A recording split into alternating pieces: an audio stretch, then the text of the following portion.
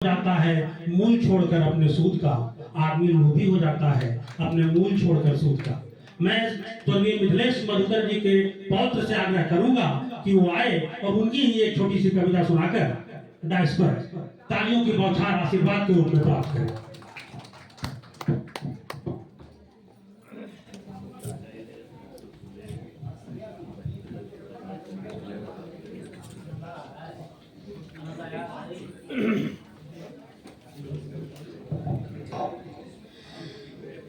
आज के इस सभा के आदरणीय अध्यक्ष महोदय, पुस्तक कभी कभी के लोकार्पण करता आदरणीय डॉक्टर अनिल सुलभ महोदय और पधारे सभी अतिथिगण, आज मेरे लिए बड़ी खुशी की बात है कि स्वर्गीय मेरे दादाजी की चिटपुट कविताओं का पुस्तकीकृत रूप हिंदी साहित्य सम्मेलन औरंगाबाद के सभी सदस्यों के अथक प्रयास से छपकर हम सबों के सामने है। अतः मैं उनकी एक कविता का वाचन एक गीत के रूप में करना चाहता हूँ। इस कविता में मथुरा नहीं जाने के लिए राधा द्वारा विरोध करने पर श्याम द्वारा राधिका के प्रति की गई चिरौरी में उभरे भाव के शब्द चित्र दर्शाए गए हैं और इसका शीर्षक है चिरौरी।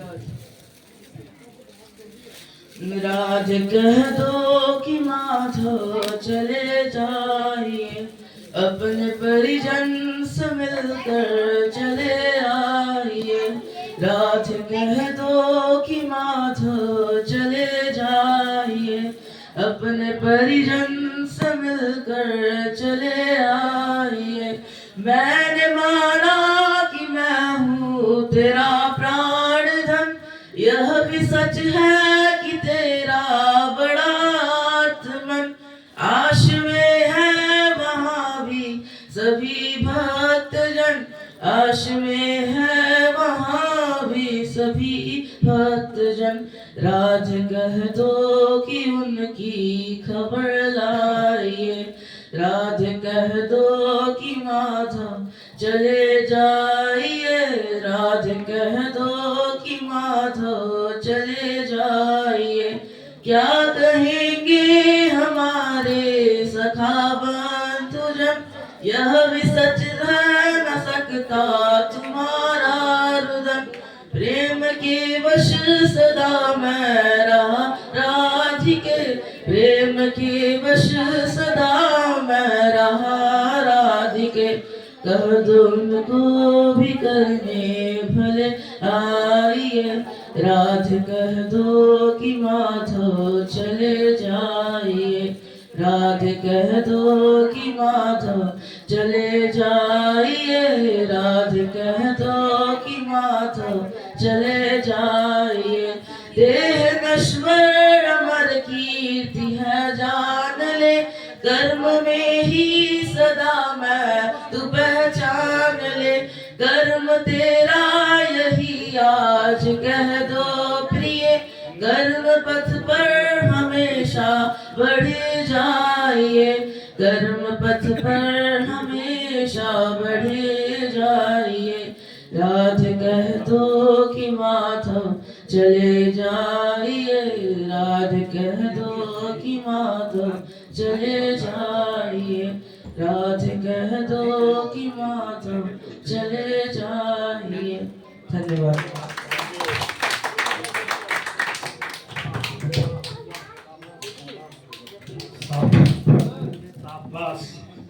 हृदय जीत लिया इसने, लड़के ने। राज कह दो कि माधव चले जाइए। गजब।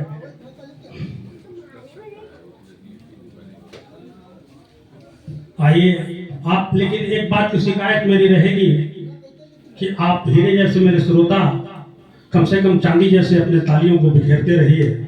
कम से कम जो बच्चा बोल कर गया है वो आपके आशीष का बहुत ही।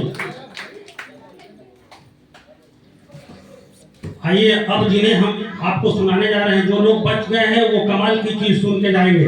जैसे अभी कोरोना आया, बहुत लोगों को ले गया, जो बच गए बहुत चीज देख रहे हैं। जो लोग बच जाएंगे बहुत चीज देख के जाएंगे। तो खैर मैं यही कहना चाहूंगा कि आज का जो हालात है, अभी बच्चे का संस्कार हम लोगों ने देखा कि कितना टॉप क्लास का संस्कार देकर गया और लेकर गया यहाँ से। ये मिथिलेश मधुकर जी का पौत्र, हमें बारंबार आशीष देनी चाहिए इससे कि आज जो हालात है कि नए जमाने का तेवर यकीन पर है, नए जमाने का तेवर यकीन पर। क्या करेगी लैला की माँ जब बंदर रहेंगे, कूदते रहेंगे पेड़ पर और बंदर रहेंगे जमीन पर।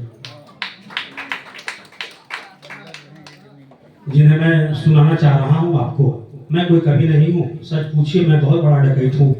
मैं कविता लूट लेता हूँ, लेकिन कवि विष्णु के समान होते हैं। वो मुझ जैसे राहु को अमृत लूटने देते हैं कि जहां भी अमृत लूट के ले जाएगा अमृत ही तो बरसाएगा। खैर, मैं उन्हीं कुछ शब्दों के साथ शब्द में जिनके आब है, शब्द में जिनके आब है जी, उन्हें मानकर सुनिए आप विष्णु। उन्हीं का नाम मनोज पद्मनाभ है, उन्हीं का नाम मनोज पद्मनाभ है। श्री मनोज पद्मनाभ को मैं डायस पर बुलाता हूँ।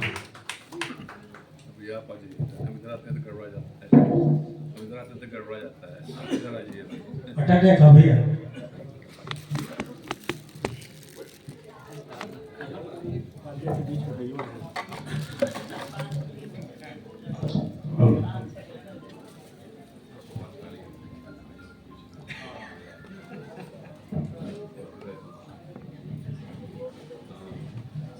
चिरस्मरणीय महाकवि मधुकर जी के श्री चरणों में नमन निवेदित करते हुए मंचस्थ विद्वत वरेण्य जन को प्रणाम निवेदित करता हुआ आप सभी श्रोताओं को नमन करता हूं। आज के सारस्वत यज्ञ में एक आहुति मधुकर जी के नाम मेरी भी हो, इस हेतु जो यह सुअवसर हमारे अनुज धनंजय जयपुरी जी ने मुझे दिया है, मैं उनका हृदय से आभार व्यक्त करता हूं।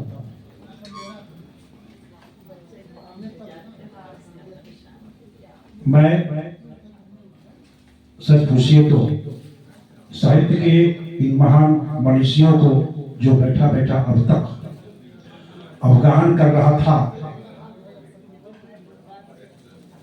आकंठ में डूब चुका था, उससे बाहर निकलने की इच्छा नहीं हो रही थी। लेकिन काल का अपना चक्र है, उसकी अपनी गति है, वो किसी को छोड़ता नहीं है। मेरी दृष्टि में गया प्रवास से लेकर औरंगाबाद तक जो भी मधुकर जी को मैंने समझ पाया, क्योंकि एक लंबा काल व्यतीत हुआ था, मेरे घर के बगल में ही रहते थे और मुलाकातें लगभग सप्ताह में 2-4 बार वही जाया करते थे, मंचों के इतर भी। गोस्वामी जी की 4 पंक्तियां मुझे याद आ रही हैं जो साहित्य के संबंध में उन्होंने लिखा। वो तमाम बातें मधुकर जी के साहित्य में मैं पाता हूं। वर्णानाम अर्थसंघानाम रसानाम छंदसावपि मंगलानाम च कर्तारो वंदे वाणी विनायक। एक और जहां मधुकर जी के जो साहित्य भी मेरे हाथ में है, कभी कभी उसमें वर्ण विन्यास दिखा, अर्थों का एक समूह दिखा, रस दिखा, छंद दिखा,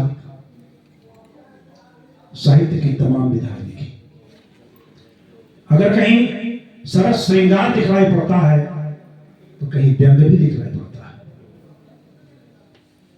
इसलिए समग्र चेतना के कवि मधुकर जी को मैं पुनः नमन करता हूं। और साहित्यकार कभी मरता नहीं, वो अपने कृतियों के माध्यम से, अपने व्यक्तित्व के माध्यम से सदैव अजर अमर होता है। तो आइए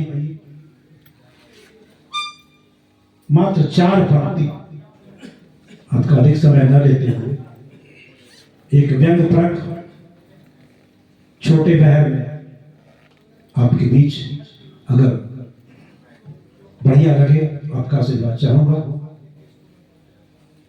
जो आज का वर्तमान परिवेश चल रहा है शासन प्रशासन का, और उसमें हम किस कदर अपनी रोटी सेकने में कामयाब हो जाते हैं, उसी की ओर संकेत है।